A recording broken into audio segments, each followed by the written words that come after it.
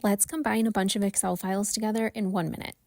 We need to be in Data, Get Data, From File, and then choose From Folder. Next, we need to choose our folder. So we're going to click, and then we're going to scan through, and mine is Sales Excel, so then I need to hit OK. Then we're going to get our window, and we need to click on Transform Data. Some of these steps can take a few seconds to load, but I promise, in general, it's a lot quicker. So we're going to click in the upper right of the content bar, and it almost looks like little tiny double arrows. Then we're going to click on our sheet. We can see that we have all of our files that were listed in our Windows Explorer.